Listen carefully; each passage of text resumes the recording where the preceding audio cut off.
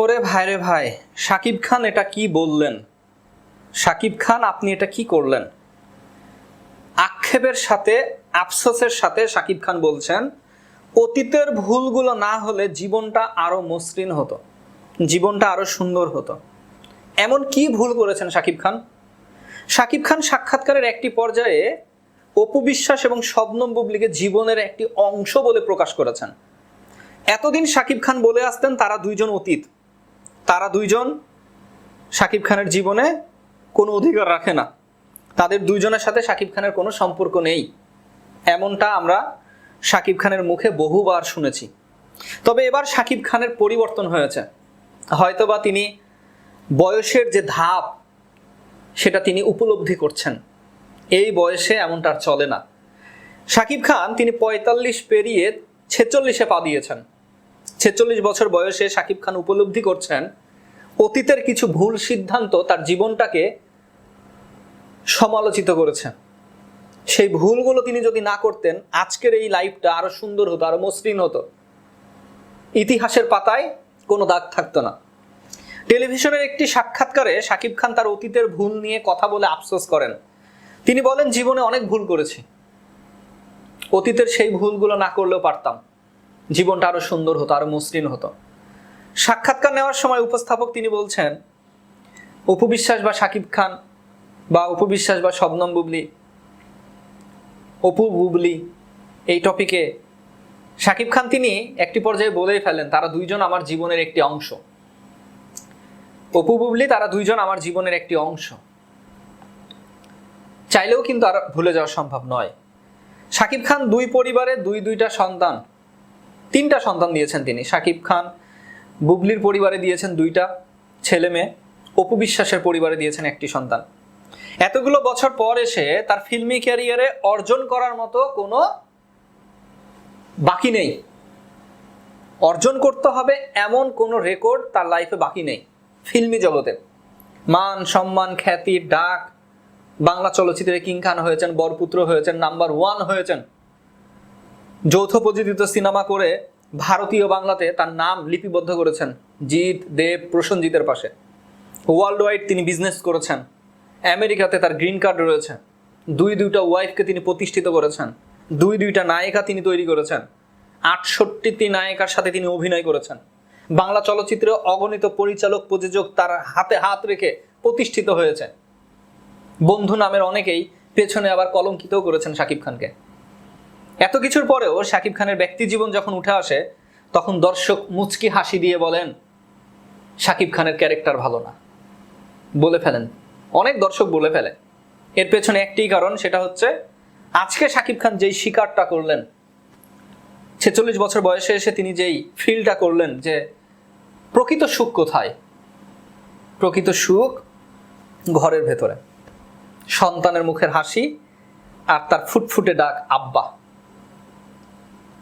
আপনারা বলিউড অভিনেতা আমির খান তার একটি মুভি দেখেছিলেন, নামটা ঠিক আমি মনে করতে পারছি না, সিং টাইপের নাম, মানে দাড়ি মোজ একেবারে লম্বা লম্বা দাড়ি, ওই যে পায়ে সমস্যা থাকে, দৌড়ায় দৌড়ায় জীবনে অনেক প্রাপ্তি, অনেক কিছু, মিলিটারি অফিসার হয়, হ্যাঁ, স্টুডেন্ট হিসাবে অনেক ট্যালেন্টেড, তারপরে বিজনেসের নামে বিজনেসেও সফল, কোটি কোটি টাকা ইনকাম করে ফেলে, ব্র্যান্ডেড প্রতিষ্ঠান তৈরি করে, কিন্তু তার জীবনের কোনো পূর্ণতা নেই, তার জীবনের কোনো সুখ নেই। লাইফের শেষ পর্যায়ে দৌড়ায় দৌড়ায় দৌড়ায় সে সুখ পেল কোথায়? তার ওই যে গার্লফ্রেন্ড, সন্তান জন্ম দিয়েছে, সেই সন্তানের বাবা আমির খান, এবং তার ছেলে অ্যাবনর্মাল না। তো প্রত্যেকটা মানুষের সুখ কিন্তু ঘরে। হয়তোবা শাকিব খান তিনি আজকে বুঝতে পারছেন তার এই ছেলে মেয়ে, এই ছেলে মেয়ের মুখে আব্বা ডাক। আমি নিজেও কিন্তু খুশিতে, আমার নিজের কাছেও ভালো লাগে আমার ছেলে যখন আমাকে আব্বা বলে ডাকে। গত পরশুদিন আমি ব্যাংকে গেছি, তো আমাকে জ্বালাচ্ছে একটু, আমি একটু কাজে টাকা জমা দিতে গেছি, তা আমাকে জ্বালাচ্ছে, সাথে ওর মা আছে। তা আমি বলছি তুমি একটু কোলে নিয়ে ওকে একটু দূরে যাও, আমি লাইনে দাঁড়াই টাকাটা দিই। তো ওর মাকে খুব ঘুরাচ্ছে, এইদিকে যাচ্ছে ওইদিকে যাচ্ছে, হাত ধরে আছে, শুনছে না, এদিকে ওদিকে। তো ওর মা সিঁড়ি দিয়ে নিচে গেছে ওকে নিয়ে। সিঁড়ি দিয়ে নিচে যাওয়ার পর নিচে যেই আনসার বাহিনী থাকে প্রত্যেকটা ব্যাংকে, তাকে জিজ্ঞাসা করছে আব্বা কই, তো সে তো আর জানে না। তো উনি হাসতেছেন এবং বলছে এদিকে আসো, বলছে আব্বা কই, ও ওকে জিজ্ঞাসা করতেছে। পরে আবার উপরে নিয়ে আসছে, আমাকে দেখতে পাইছে, দেখতে পাই দূর থেকে আব্বাকে আব্বা বলে ডাকতেছে। তা আব্বা বলে ডাক দেওয়াতে কি হয়েছে দেখেন, ওখানে যারা ছিল, যারা আশেপাশে যারা আছে, তারা ঘুরে বাচ্চাটার দিক তাকাচ্ছে, মানে ছোট্ট একটি বাচ্চা আব্বা বলে ডাকছে, কাকে ডাকছে এত সুন্দর করে। তারপরে আমার কাছে আসলো, আমি কোলে নিলাম। ভাই বিশ্বাস করেন, এই যে একটা শান্তির যে একটা সুখ, যারা আমাকে চেনেন, যারা আমার আশেপাশের এলাকায় আছেন, যারা আমার নিজের এলাকায় আছেন, যদি কেউ এরকম ভিডিও দেখেন আমার, খেয়াল করে দেখবেন আমি কিন্তু প্রতিনিয়ত আমার ছেলেকে মোটরসাইকেলে নিয়ে আমি ঘুরে বেড়াই। আমি হাট করতে গেলে, বাজার করতে গেলে, ডিম কিনতে গেলে, সবজি কিনতে গেলে, আমার ছেলে অল টাইম আমার বাইকে থাকে, অল টাইম। কারণ আমি এই লাইফটাতে তার সাথে থাকতে চাই। আমি জানি না ইন ফিউচার আমি তার সাথে থাকবো কিনা, হায়াত মহতের কথা কেউ বলতে পারবে না।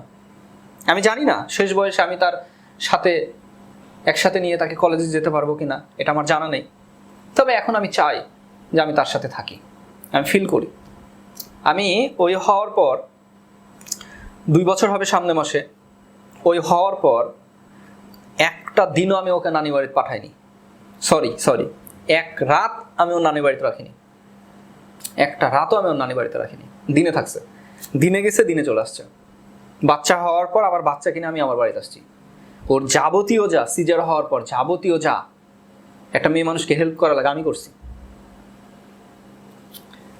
এই ভালোবাসাটা আপনি গোটা দুনিয়ার সম্পদ এক জায়গাতে করলেও পাবেন না।